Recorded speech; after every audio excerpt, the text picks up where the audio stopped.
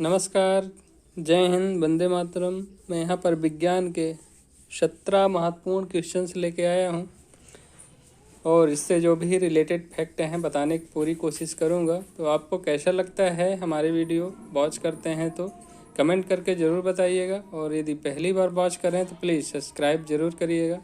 अच्छा लगे तो वीडियो को लाइक करिएगा, शेयर करिएगा दोस्तों के साथ। चलिए स्टार्ट करते हैं। यहाँ पर हमारा फर्स्ट क्वेश्चन है, एक सीधी सड़क पर चलती कार गति का उदाहरण है। तो जैसे मान लीजिए एक सीधी सड़क है, यहाँ पर क्या है, एक कार यहाँ पर ये चल रही है। ये किसका उदाहरण है? तो एक सरल रैखिक गति का उदाहरण है। तो एक सरल रेखा में चल रही है, तो यहाँ पर सी ऑप्शन राइट हो जाएगा, सरल रैखिक गति। दूसरा क्वेश्चन है, जब कोई कार विराम से अचानक चल पड़ती है तो उसमें बैठे सवार पीछे की तरफ झुक जाते हैं। यह घटना कहलाती है।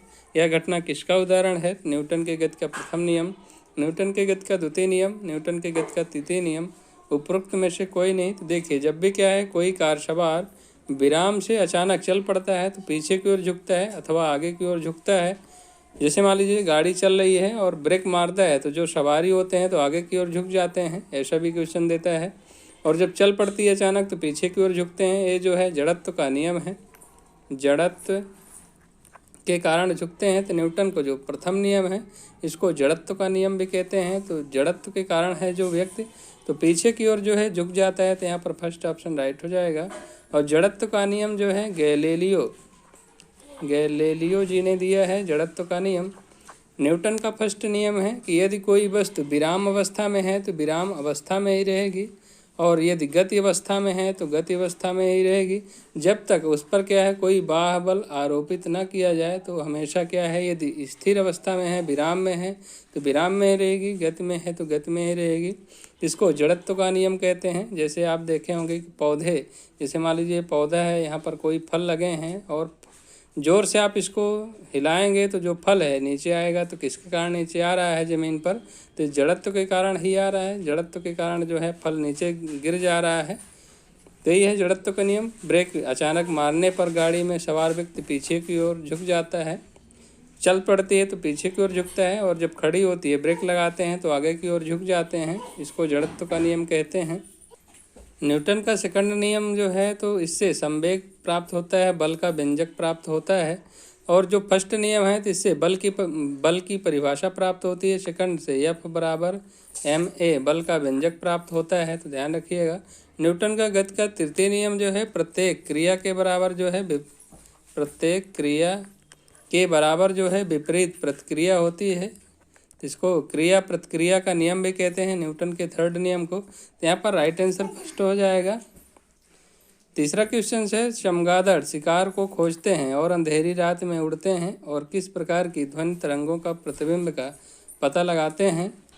जो चमगादड़ होते हैं तो अपना शिकार जो है पराश्रव ध्वनि का प्रयोग करते हैं। पराश्रव ध्वनि के माध्यम से वो अपना भोजन तलाशते हैं।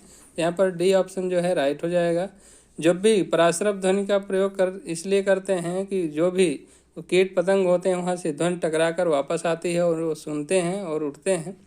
जो श्रव्य तरंगे हैं, श्रव्य तरंगे 20,000 से 20 हर्ट्ज से 20,000 हर्ट्ज तक की श्रव्य तरंगे होती हैं, 20 हर्ट्ज से 20,000 हर्ट्ज तक की। और जो इससे अधिक की वो तरंगे होती है उसको पराश्रव तरंगे कहते हैं। ध्यान रखिएगा, 20 हर्ट्ज से 20,000 हर्ट्ज तक श्रव्य तरंगे होती हैं, और इससे अधिक की जो हैं पराश्रव होते हैं, और उससे भी अधिक की जो तरंगे होती हैं तो हाइपरसोनिक कहलाती हैं। तो यहाँ पर डी ऑप्शन राइट हो जाएगा। अल्ट्रासोनिक तरंगों के माध्यम से वो खोजते हैं। और जैसे पनडुब्बियाँ वगैरह होती हैं तो उनमें भी पराश्रव ध्वनि का तरंग का प्रयोग किया जाता है। पराश्रव तरंग के माध्यम से जो राडार होता है, सोनार होता है, इसका प्रयोग किया जाता है पराश्रव ध्वनि में इनमें। चलिए आगे देखते हैं। चौथा क्वेश्चन से, एक समतल दर्पण की फोकस दूरी होती है तो एक समतल दर्पण की फोकस दूरी असीमित होती है या फिर अनंत होती है? तो इसको ध्यान रखिएगा, अनंत होती है। जैसे मान लीजिए कोई यहाँ पर दर्पण मैं यहाँ पर रख देता हूँ, ये हमारा दर्पण हो गया। यहाँ पर क्या है, एक वस्तु रखी है। यदि मान लीजिए यहाँ पर क्या है, 5 सेंटीमीटर की दूरी पर रखी है, तो इसका जो प्रतिबिंब है 5 सेंटीमीटर की दूरी पर ही बनेगा। तो जितना दूरी पर रखती है उसका प्रतिबिंब उतनी ही दूरी पर दर्पण के पीछे बनता है। यह जो प्रतिबिंब होता है काल्पनिक होता है और वस्तु के बराबर होता है और उल्टा होता है, पार्श्व उल्टा होता है। यहाँ पर बनेगा तो इसके नीचे यहाँ पर बनेगा, ध्यान रखिएगा, ये उल्टा होता है, पार्श्व उल्टा बनता है इसमें। समतल दर्पण में किसी वस्तु का पूर्ण प्रतिबिंब देखने के लिए दर्पण की लंबाई और वस्तु की लंबाई से क्या है, आधी होनी चाहिए। जैसे जो दर्पण की लंबाई है उसकी जो पूर्ण प्रतिबिंब देखने के लिए, जैसे मान लीजिए वस्तु है, इतना बड़ी दर्पण है तो इसकी आधी होनी चाहिए लंबाई, ये भी ध्यान रखिएगा। जब भी कोई जो है समतल दर्पण में किसी वस्तु का पूर्ण प्रतिबिंब देखने के लिए जो वस्तु की लंबाई है दर्पण की लंबाई की आधी होनी चाहिए, ध्यान रखिएगा। और इसके द्वारा जो प्रतिबिंबों की संख्या निकालते हैं तो इसका सूत्र होता है प्रतिबिंब की संख्या बराबर देखिए 360 बटे थीटा। थीटा ये कोण होता है -1, इससे जो है प्रतिबिंबों की संख्या निकलती है। तो ध्यान रखिएगा ये सूत्र होता है 360। जैसे मान लीजिए यहाँ पर 40 डिग्री है, 40 डिग्री का कोण बना रहा है तो कितने प्रतिबिंब होंगे, तो 8 प्रतिबिंब होंगे। यदि थीटा बराबर मान लीजिए 40 डिग्री दिया है, 40 डिग्री पर कोई प्रतिबिंब रखा है तो इसके कितने बनेंगे एंगल पर से जब भी वस्तु को रखेंगे तो प्रतिबिंबों की संख्या देखिए कितने आएगी, तो 8 आएगी। 4 9 36, 9 में से 1 घटाएंगे तो 8 मिलेगा। यहाँ पर ये फार्मूला ध्यान रखिएगा। चलिए पाँचवा देखते हैं। दर्पण द्वारा प्रकाश की दिशा का परिवर्तन कहलाता है। तो जैसे मान लीजिए यहाँ पर कोई दर्पण है और कोई प्रकाश की आपतित किरण आपतित हो रही है और ये क्या है, दर्पण है, यहाँ पर ये दर्पण रखा है। तो दर्पण द्वारा प्रकाश की दिशा का परिवर्तन क्या कहलाता है, तो परावर्तन कहलाता है। तो प्रकाश का परावर्तन कहलाएगा। यहाँ पर सी ऑप्शन जो है राइट हो जाएगा।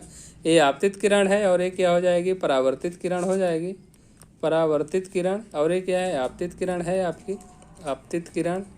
यहाँ पर देखेंगे तो ये आपतन कोण बनेगा और ये क्या है, यहाँ पर परावर्तन कोण बनेगा। तो आपतन कोण का मान जो होता है, आपतन कोण बराबर क्या होता है, परावर्तन कोण। आपस में बराबर होते हैं कोण आई या फिर कोण आर इक्वल टू कोण आई, आपस में क्या होते हैं, ये बराबर होते हैं। छठा क्वेश्चन से है, मार्स ऑर्बिटर मिशन का लॉन्च वाहन था। तो जो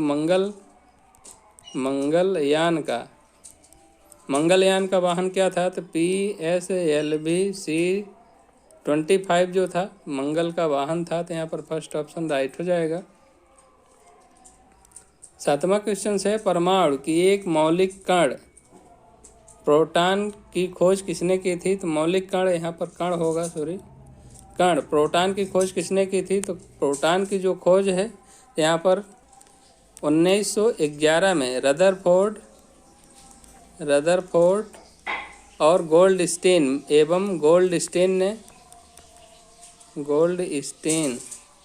ने मिलकर प्रोटॉन की खोज की थी। तो 1911 में रदरफोर्ड एवं गोल्डस्टीन ने खोज किया था।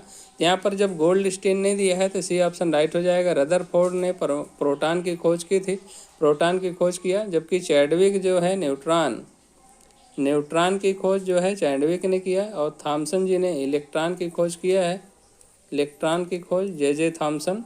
चैडविक ने न्यूट्रॉन की खोज किया, रदरफोर्ड एवं गोल्डस्टीन ने प्रोटॉन की खोज किए हैं। आठवां है, नमक का रासायनिक नाम क्या है। तो यहाँ पर नमक का रासायनिक नाम NaCl, सोडियम क्लोराइड को साधारण नमक कहते हैं। नमक का रासायनिक नाम सोडियम क्लोराइड होता है। यहाँ पर डी ऑप्शन राइट है।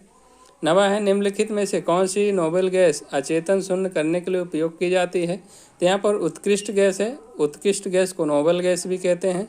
समूह 18 आवर्त सारणी का जो समूह 18 है इसको नोबेल गैस या उत्कृष्ट गैस भी कहते हैं, नोबेल गैस कहते हैं। तो जो आपके 18वां समूह है सभी नोबेल गैस हैं। तो इसमें से अचेतन करने के लिए कौन सी गैस प्रयोग की जाती है, तो जेनान का प्रयोग किया जाता है। यहाँ पर फर्स्ट ऑप्शन से राइट हो जाएगा। विद्युत बल्ब में जो है आर्गन भरी जाती है, विद्युत बल्ब में आर्गन गैस का प्रयोग किया जाता है। तो ध्यान रखिएगा। 10वां क्वेश्चन से है, बिना बुझा हुआ चूना का सूत्र है। तो बिना बुझा हुआ चूना का सूत्र है कैल्शियम ऑक्साइड बिना बुझा चूना होता है। बुझा हुआ चूना क्या होता है, तो बुझा हुआ चूने का सूत्र होता है CaOH का होल ट्वाइज। ये कैल्शियम ऑक्साइड जो है बुझा हुआ चूना है, ध्यान रखिएगा। ये चूना पत्थर है कैल्शियम CA2CO3, CO3 जो है कैल्शियम कार्बोनेट जो है ये चूना पत्थर होता है। यहाँ पर 11वां क्वेश्चन से देखिए, गन मेटल किस मिश्र धातु से निर्मित है। तो जो आपका गन मेटल होता है कापर, टिन एवं जिंक का मिश्रण होता है। तो कापर, जो आपका कापर होता है तो 90% मिलाया जाता है, और जो आपका जिंक है तो यहाँ पर जिंक की मात्रा यहाँ पर 2% होती है। और जबकि आपका जो टिन होता है, यहाँ पर जिंक हो गया टिन, एसएन जो है, एसएन की मात्रा जो है 8% मिलाई जाती है। तो टोटल 100% होते हैं। तो कॉपर जो है 90% होता है, जिंक जो है 2% होता है, और टिन 8% होता है। इसको मिला करके गन मेटल बनाया जाता है। तो कॉपर, टिन और जिंक हो जाएगा। 12वां है, किस कोशिकांग के स्वयं के डीएनए व राइबोसोम्स होते हैं? डीएनए इसका पूरा नाम होता है डीऑक्सी राइबो न्यूक्लिक एसिड होता है। और इसकी खोज जो है वाटसन एवं क्रिक ने किया है। डबल हेलिक्स मॉडल डीएनए का इन्होंने दिया है, वाटसन एवं क्रिक ने। राइबोसोम को पैलेट कण भी कहते हैं, पैलेट्स पार्टिकल कहते हैं। राइबोसोम की खोज पैलेट ने किया है। राइबोसोम को प्रोटीन की फैक्ट्री भी कहते हैं, तो ध्यान रखिएगा, प्रोटीन की फैक्ट्री राइबोसोम है। जबकि इसका किस कोशिकांग के स्वयं डीएनए व राइबोसोम्स होते हैं? तो इसका राइट आंसर डी हो जाएगा, माइटोकॉन्ड्रिया। तो यहाँ पर डी ऑप्शन राइट हो जाएगा। माइटोकॉन्ड्रिया को सूत्र कणिका भी कहते हैं, हिंदी में सूत्र कणिका। तो ध्यान रखिएगा, परीक्षा में यदि माइटोकॉन्ड्रिया नहीं देता है, सूत्र कणिका देता है, तो सूत्र कणिका के डीएनए व राइबोसोम्स होते हैं। और इसका जो नामकरण है तो बेंडा ने किया है, माइटोकॉन्ड्रिया दिया है। जबकि खोज जो है अल्टमान ने जो है तो माइटोकॉन्ड्रिया की खोज किया है। चलिए आगे देखते हैं 13वां क्वेश्चन। निम्नलिखित में से कौन सा एक अंग कोशिका की आत्महत्या थैली कही जाती है? तो कोशिका की आत्महत्या की थैली लाइसोसोम को कहा जाता है। ध्यान रखिएगा, लाइसोसोम की खोज डी ड्यूब ने किया है, डी ड्यूब। ध्यान रखिएगा, डी ड्यूब ने जो है लाइसोसोम की खोज किया है। इसको आत्महत्या की थैली कहा जाता है।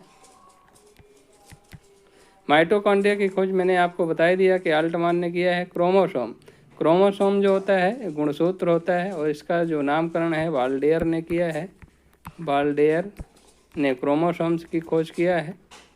माइटोकॉन्ड्रिया की अल्टमान जी ने किया है, अल्टमान। और नामकरण जो है बेंडा ने दिया है।